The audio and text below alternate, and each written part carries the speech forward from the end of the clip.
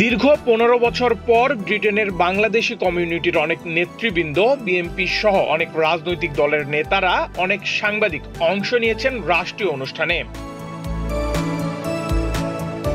যুক্তরাজ্য Bangladesh high commission আয়োজিত 4 April স্বাধীনতা দিবসের অনুষ্ঠানে শতাধিক নতুন মুখের দেখা মিলেছে। অনুষ্ঠানটি সেন্ট্রাল লন্ডনের কপ্তর্ন তারা হোটেলে 4 এপ্রিল রাতে অনুষ্ঠিত হয়।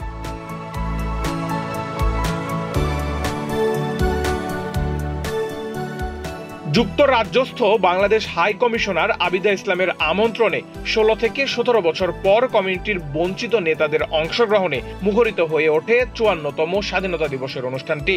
যুক্তরাজ্য বিএনপির সভাপতি এম এ মালিক, সাধারণ সম্পাদক কয়সর এম আহমেদ সহ বিভিন্ন ইসলামিক দলের নেতা, কমিউনিটির বিভিন্ন সংগঠনের নেতৃবৃন্দ এতে অংশ নেন।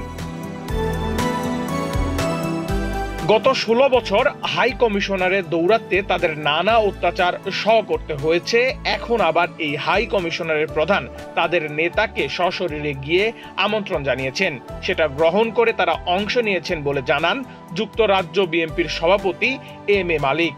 আজকে 16 বছর আগে আমাদের সরকারও হাই কমিশনে ছিল, কিন্তু গত 16 বছরে এই হাই কমিশনার আমাদের বিরুদ্ধে অনেক ষড়যন্ত্র করেছে। ইভেন আমাকেও জেলে পাঠিয়েছে, আমাদের দলের নেতাকর্মীকেও জেলে পাঠিয়েছে।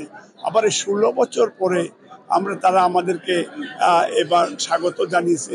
আমরা যেহেতু বাংলাদেশে এই ডক্টর ইউনূসকে আমাদের ভারপ্রাপ্ত চেয়ারম্যান আমাদের দল সহযোগিতা করছে, বিভিন্ন অনুষ্ঠানে তারা অংশগ্রহণ করছেন, সেই হিসাবে হাই কমিশনার আমাদের নেতা, আমাদের নেত্রী, আমাদের ডক্টর জাহিদ ভাই ওনাদেরকেও আমন্ত্রণ করেছেন উনি ফিজিক্যালি গিয়ে, এবং সেইটা আমরা তাদেরকে ধন্যবাদের সহিত আমাদের নেতা গ্রহণ করেছেন। এর জন্য আমরা স্পেশাল ডেলিগেশন যুক্তরাজ্য বিএনপির আমরা আজকে এখানে আসছি।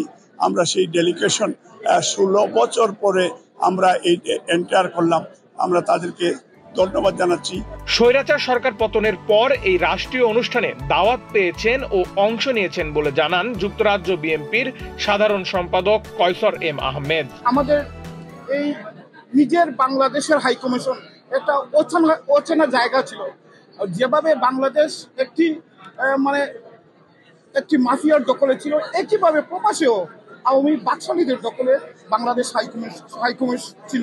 হাই কমিশন এইরকম একটি অনুষ্ঠানেও প্রবাসী যারা আমরা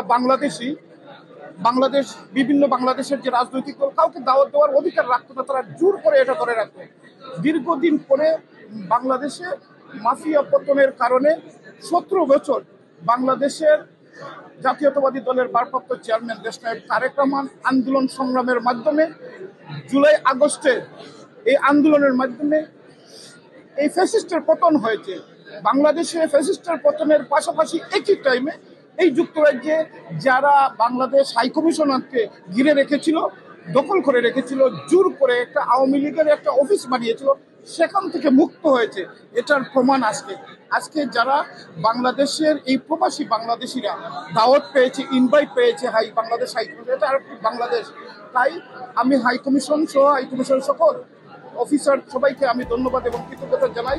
ব্রিটিশ বাংলাদেশিদের সহযোগিতায় বাংলাদেশ আরো এগিয়ে যাবে বলে জানান ব্রিটেনে নিযুক্ত বাংলাদেশ হাই কমিশনার আবিদা ইসলাম। আপনারা জানেন যে বাংলাদেশ এগিয়ে যাচ্ছে এবং আমি আশা করি যে ব্রিটিশ বাংলাদেশি যারা আছেন এখানে তাদের সহযোগিতায় বাংলাদেশ আরো এগিয়ে যাবে।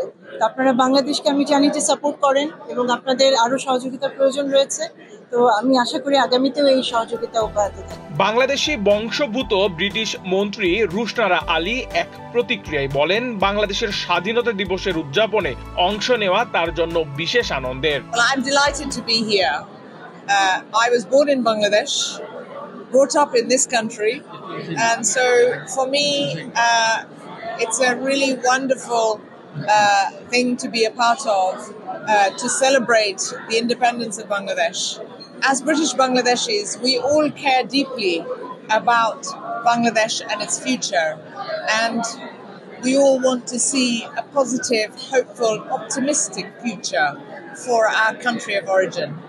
And I'm delighted to be able to join our High Commissioner here today on these celebrations. Nehal Ahmed প্রান্ত, বাংলাদেশ প্রতিদিন।